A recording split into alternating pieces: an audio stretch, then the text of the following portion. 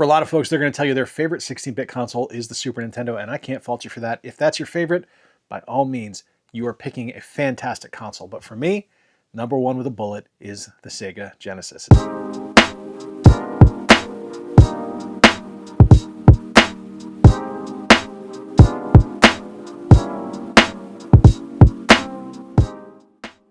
It's the one I grew up on.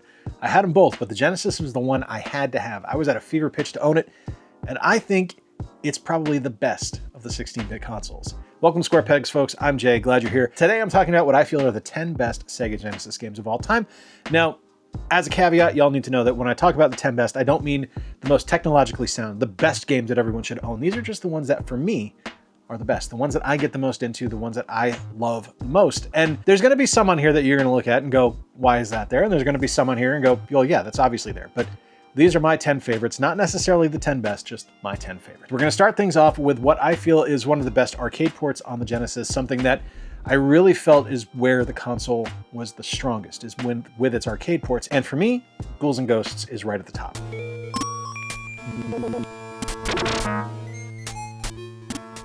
Ghouls and Ghosts is a significantly fantastic game. It is one of the best looking games on the Genesis and something that came out incredibly early in the console's lifespan. And if you had ever played the Ghouls and Ghosts arcade game, you know how faithful this one is and how well done the game was. Now, is it perfect? No, it's not a perfect one-to-one port, but it's really close. And if you are not obsessed with the arcade release, it's going to be close enough that you're going to really, really, truly enjoy it. It's a beautiful game. The gameplay is challenging, it's fun, the music is wonderful. It showed what the Genesis was capable of for something that released originally in 1989. It's kind of remarkable that this is something that looked this good on home consoles in 1989.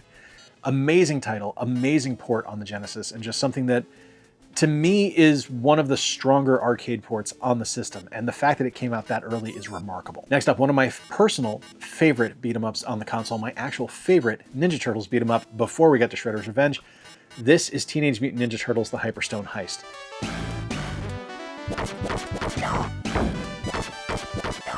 Why do I love this one so much? There's a lot of reasons. One of them is I really did enjoy that. I thought this one looked a little bit better than Turtles in Time on the Super Nintendo. Not like so much that I was like, this game's beautiful, Turtles in Time is shit. It's still gorgeous. They're both beautiful games. I just thought that the color depth on the Genesis worked better for the Turtles. Like, I liked the subtle shading differences for each of them. I thought it was more true to what the cartoons and comics were like at the time, especially the Eastman and Laird stuff. I also felt that there were things and decisions made with that game that were more beneficial to what the Turtles were about, as opposed to some of the things you had to deal with Turtles in Time. Like, I have been on the record many times as saying I don't like the auto run in Turtles in Time, and that wasn't present in Hyperstone Heist. So that to me made it a more enjoyable game. Is it more repetitive? Yeah. Is it low? Is it not quite laid out as well as Turtles in Time is? Probably, but I still enjoy it more. One of the greatest platformers now, and something that I think doesn't get the flowers it deserves, unfortunately, and it's something that I wish more people talked as glowingly about it as they do things like Mario. And not to say that Mario is bad or anything like that, but when I think of Rocket Knight Adventures, I think of nothing but good memories.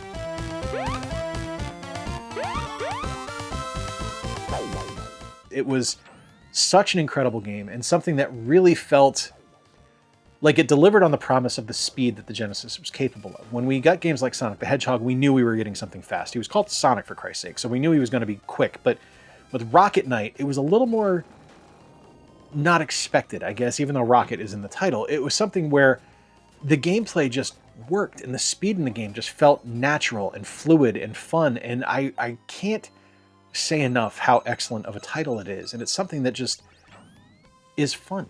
Like, at the end of the day, it's just a super fun game, and it's something that I think of fondly when I think of the Genesis, is times playing that game. Like, I remember playing it, I want to say it was with, oh gosh, I can't remember off the top of my head. It was a friend in 8th grade.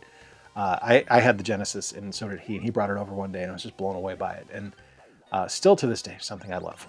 One of my favorite RPGs on the Genesis now, this is Phantasy Star 3.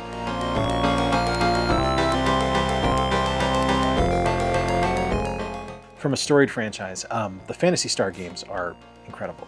They're deep, they're strongly designed, they are heavily anime inspired. So it was something that, to me, when I was kind of in my formative years and just starting off with exploring JRPGs and things like that, I had never really seen designs like that. Like, I had watched Speed Racer and stuff, so I was familiar with kind of the general anime aesthetic, but it wasn't, in my head, it wasn't something that was like, this is a style.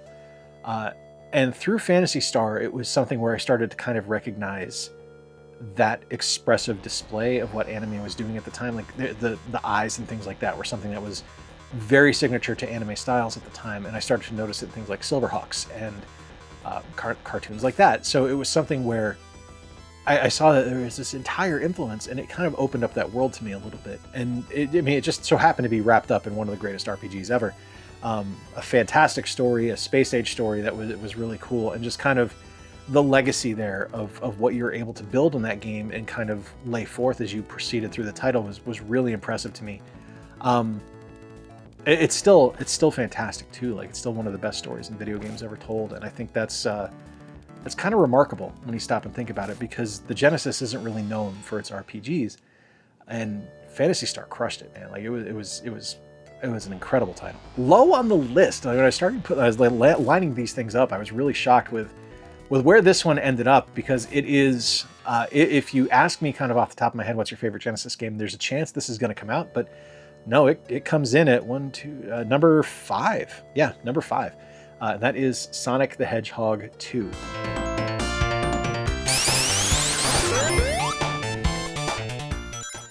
You can't go wrong with any Sonic game. Sonic 3D Blast notwithstanding. I still enjoy it, but it's not as good as the other ones. But for me, the one that stands head and shoulders is Sonic 2. Sonic 2 was the game that made me want a Genesis. This was the one that I begged my mom to get me a Genesis for, and it was something that, God bless her, I was incessant, man, for like 6 months, just begged and begged and begged and begged and begged for a Sega Genesis. And I remember when I got it, I was an asshole when I was younger. I was not a good kid. And I screwed something up. I don't remember what the hell I did, but I was grounded for something. My stepdad had grounded me, and I was just so deflated, and I was convinced that I wasn't going to get my Genesis, and I wanted it for Christmas so bad. And my stepdad had gone out for a day, and my mom ended up unboxing it, and we played Genesis together in the living room. And it was Sonic 2, and it was something where I wasn't allowed to get it until Christmas, or maybe my birthday. I can't remember which, but that my mom saw how important it was to me, and how much it would have meant to me to be able to play it. Really speaks to the kind of person she was and is. She's selfless, and she's very giving, and just a fucking firecracker too, man. Like, she's. To this day, the coolest person I've ever met, and that she would do that for me means the world to me. It still does. Meant the world to me at the time, and still does today. I had a cool mom, still do. Excuse me, sorry. This one I owned for a while, and I had to get rid of. And thanks to Game Dad for picking this up for me a couple of years ago at the Utah Retro Gaming Expo out near Salt Lake. This is Gunstar Heroes.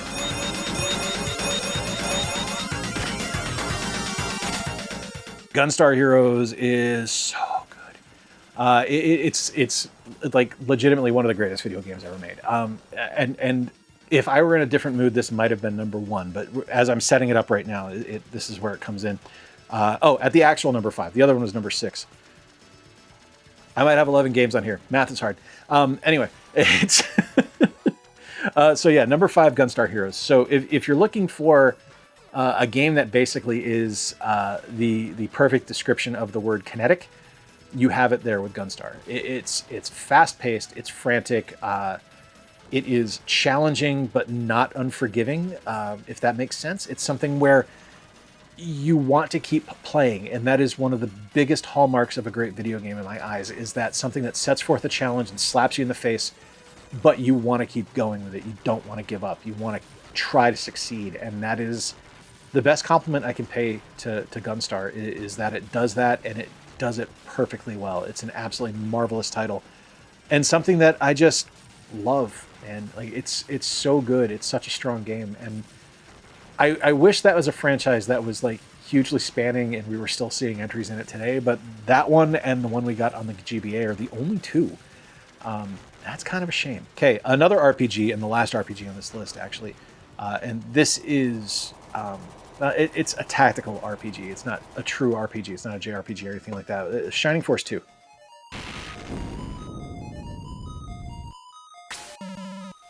The Shining Force series is incredible. So if you are a fan of the Golden Sun games, if you are a fan of Mario Golf or anything like that, you have the Shining Force series to thank for, because that's Camelot Software. It's the same team. And a lot of the stuff that you see in Golden Sun, if you play a Shining Force game, if you've never played it, it's going to feel very familiar to you, because there's a lot of very simple stuff done in that game that to me was just remarkable and just kind of blew me away when I was younger. And I still just get giddy thinking about like some of the animated faces and stuff like that, for like if you're saying yes or no, like your character will shake his head or nod. Just some of the storytelling elements, and just the overall design work that was put into the game, and the presentation of the combat it's so good. And like to this day, I look at it and I'm just like, that's a perfect game. It's or it's nearly as perfect as you can get. Like there's no actual perfect video games, but that's as close as you can get. And it's to this day just fantastic. And it's one of those things where like I think we're fortunate that Camelot is still making great games, but the fact that they're focused only on Mario sports games now, or at least that's what it seems like to me, is really a shame, because their RPG roots are so good, man. Like, and they're so deep. I wish we got more of those. That's the thing I want, is I want more RPG games from Camelot. Like, even I would take a Mario sports RPG from Camelot and be ecstatic. Okay, number 3. And this one, all of these games from like number 6 on could have easily been number 1, just depending on the mood I was in. But number 3 is NHL 95.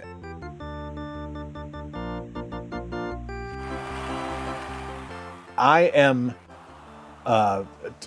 been a strong proponent of the NHL series my entire life, and on this channel. And it's something where I think they are the best sports games that EA has ever made. Even to this day, I think they're the best ones. I know a lot of people love Madden.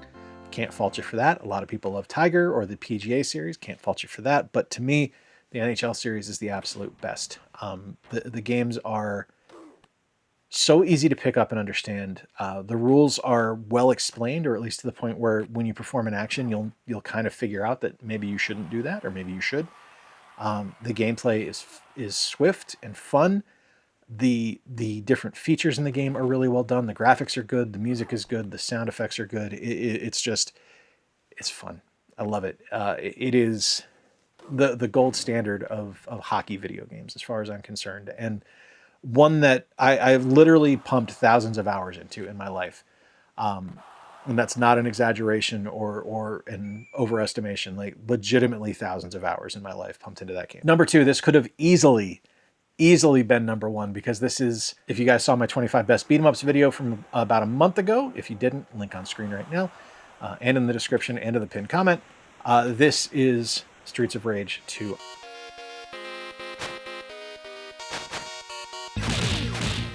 I think this is the greatest beat 'em up ever. I think there are hundreds of pretenders to the throne, but nothing comes close to Streets of Rage 2. It has the best mechanics, some of the best character design, some of the best level layouts, some of the best music, a fantastic challenge, one that kind of walks that line of this is hard, but not so hard you don't want to keep playing it. It is just, to me, a nearly perfect title, and just something that the beat 'em up genre will continue to aspire towards, but never exceed, as far as I'm concerned. It's something where, even with technological advancements that we have today, you're never going to equal the magic that we got from Streets of Rage 2. Even the subsequent games in the Streets of Rage series couldn't equal the magic we got in Streets of Rage 2. So yeah, it's number 2 with a bullet. It's not number 1. Number 1 for me is my favorite Genesis game, and has been consistently my favorite Genesis game for a long time. It gave me 2 of my favorite characters in video game. It gave me one of the single greatest soundtracks, and it introduced me to a genre that I love to this day and is one of my favorite genres of video games, and that is Toe Jam and Earl.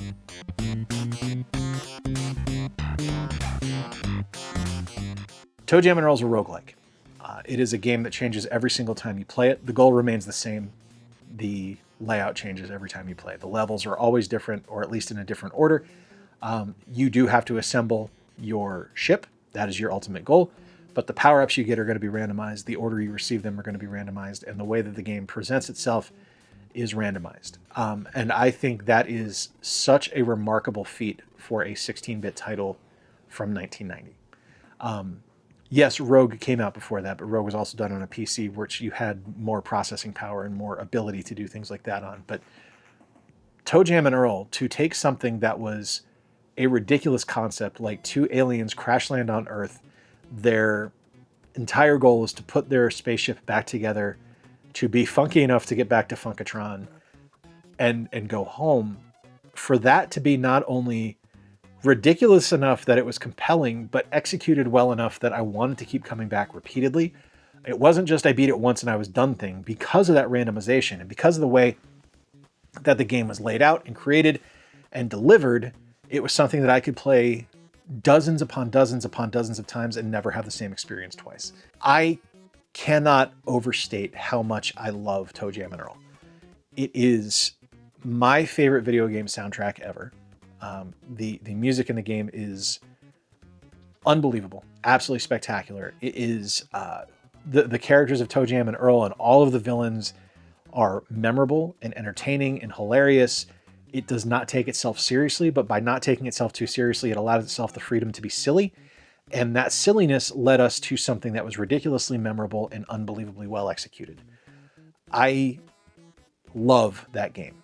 And it's the one I go back to the most frequently. Like, no lie.